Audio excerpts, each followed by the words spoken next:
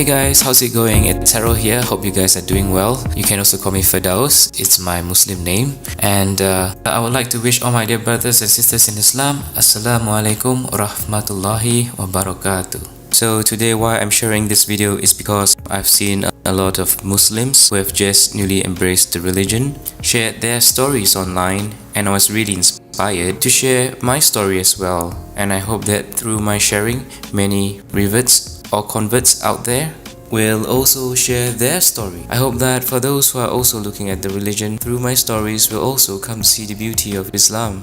So how I came to embrace Islam. I was baptized when I was a little boy. My parents brought me to church and I've been going to church till I was 20 years old. At that point in time, I felt that that was the path until I went to Australia and I started studying about philosophy, and I started to question a lot of things about life, the meaning of life, why we're here. It basically got me to look deeper into myself and to understand why did I choose to follow Christianity at a point of time. Why did I choose to believe in a God even? And I thought to myself that maybe this is all, a creation of man, that we came up with this idea of needing a supreme being to define things in life, to help us get some sense of security. And I didn't believe in God. I decided to live life based on my terms, and I lived my life to the fullest. I just believe in a simple philosophy that as long as I'm kind to others and I'm happy and they're happy, I will then just attract positivity in my life and I can live a happier, fulfilling life. Of course, that did not turn out how I wanted it to be. I was having a lot of fun in Australia, and until one day I got a call from my parents saying that my grandma passed away, and that got me thinking, what if there's really a God? Because as much as I wanted to bring positivity into the world and also to be happy, there are some things in life that you can't control. And that got me thinking, who is in control of death? And I realized that no matter how much I want to control my destiny in life, there's always something that I can't control, and death is one of those things. And I was really sad because my grandma was really special to me, and I was like thinking, why did God take her away from me? Why wasn't I given a chance to say goodbye? I was all the way in Australia and I had to fly all the way back for the funeral. So that got me thinking, that there has to be someone more powerful than death. And that is where I started to think there's a God. I didn't want a religion to tell me at that time who God was. I thought that all religions are just human constructs, like people created religions to feel that they need some form of moral code or security in life. But then the incident with my grandmother got me thinking that there is God, and I became agnostic. Fast forward to the time after I graduated, I came back to Singapore and I was working. As much as I didn't have a religion, money was like a religion for me. I was chasing money, trying to earn every penny, and somehow God brought this lady into my life, and she shared with me a bit about Islam and how beautiful the religion is, and I should give it a chance to find out more.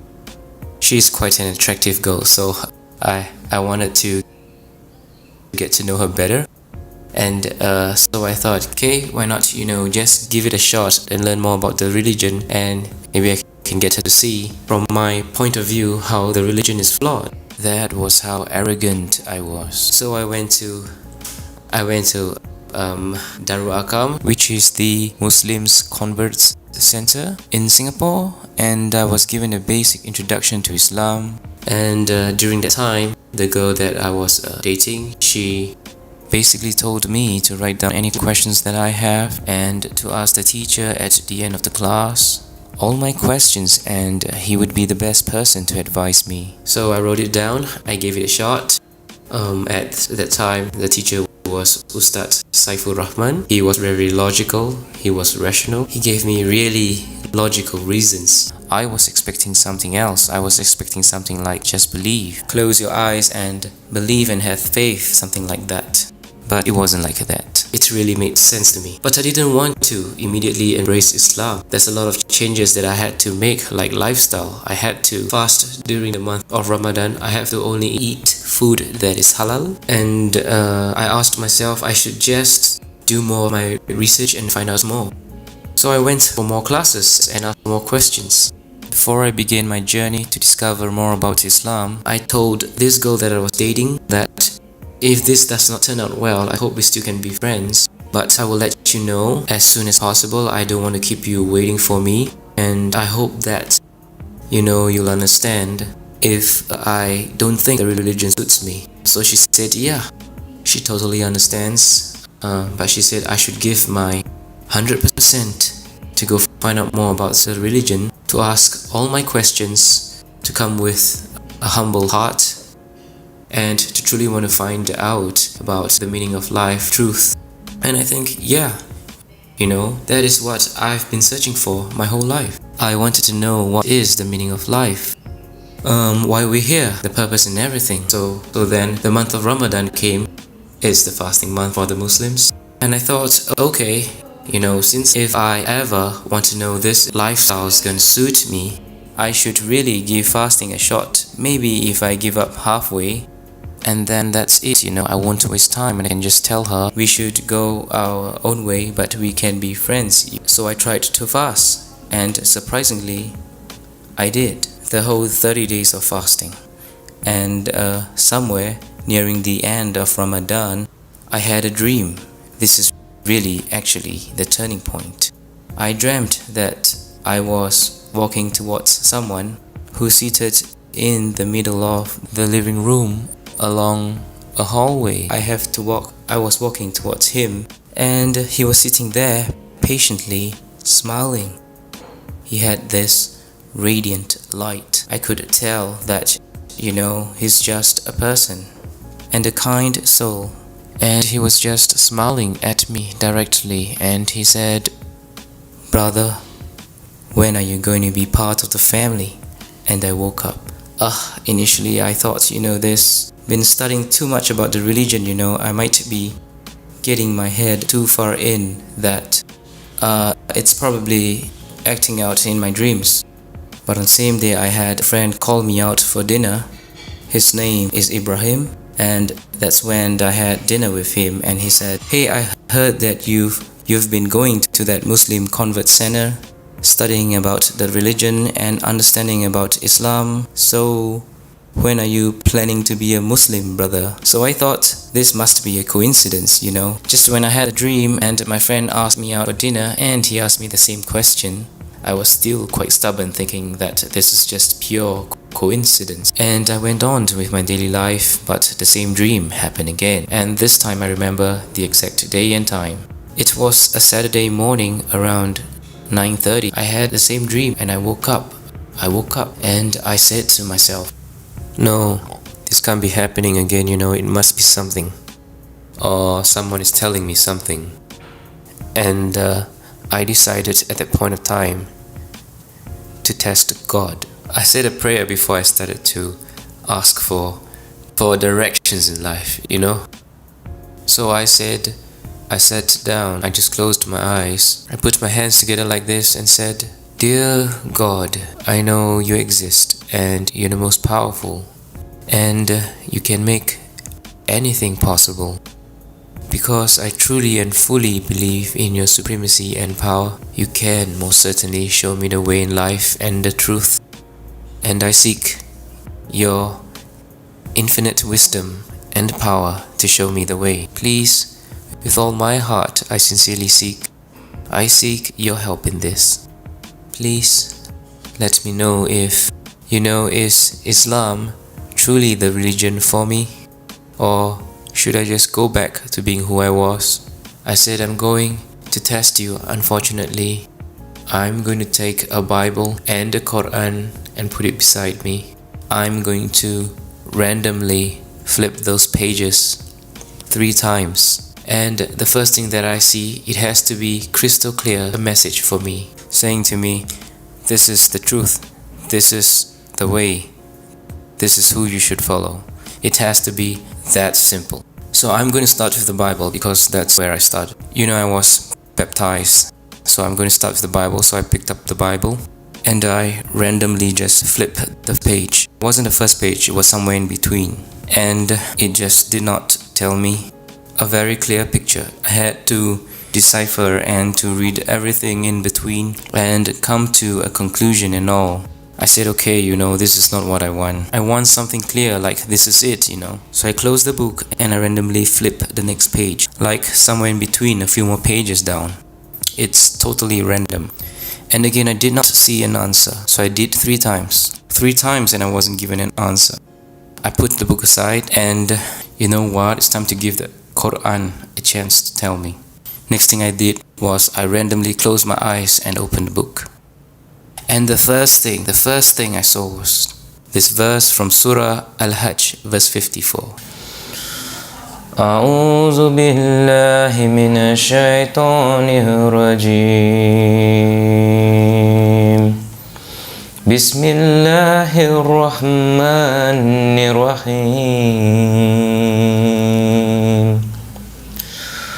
وليعلم الذين أوتوا العلم أنه الحق من ربك فيؤمنوا به فتخبت له قلوبهم وإن الله لهادي الذين آمنوا إلى صراط مستقيم.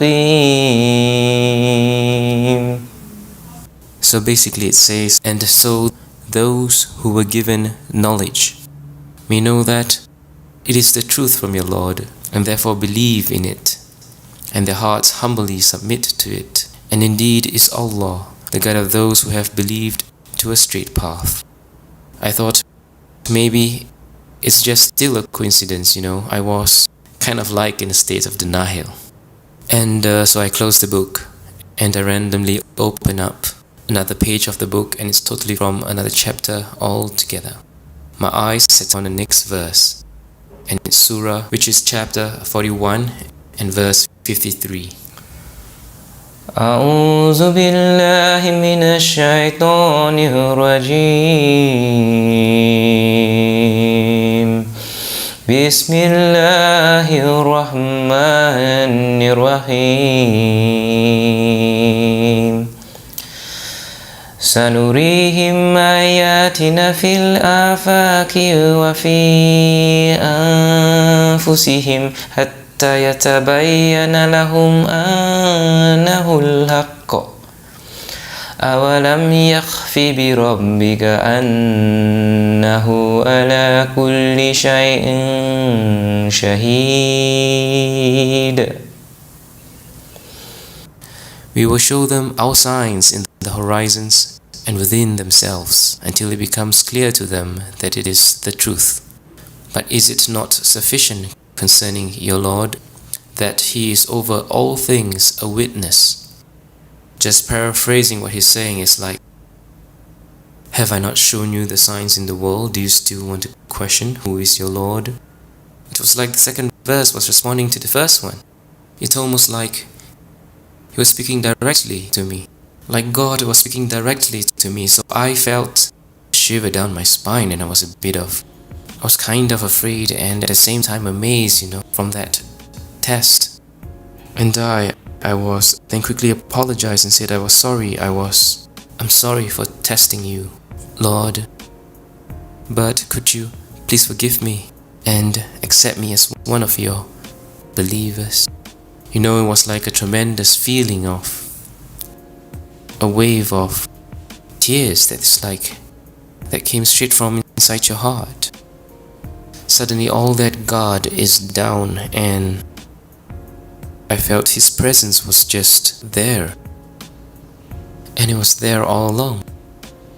And so I said, I can't deny now that I've been shown the truth. I have to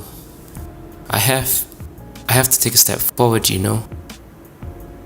So I called Darul Akam and said, how do I become a Muslim? Please tell me. And they said, you have to first register an interest to take the Shahada, and then there's a date planned for you. and there will be an official person to do the registration, and it was a month later, and it was 2nd of November 2014. So that was the day that I took my Shahada, and it was amazing. The feeling was really amazing. It was like all the burden in my heart was suddenly gone. There's complete fulfillment, and suddenly there's an overwhelming feeling and sense of peace. And I just feel that I finally found the truth. I decided to give my girlfriend the good news that I have decided, and so she cried. She said, you know, how many nights I've been praying for you to be, shown the way, to see that Islam is the most beautiful religion. And he answered my prayers. That's what she said. So I felt like this was someone I cannot let go.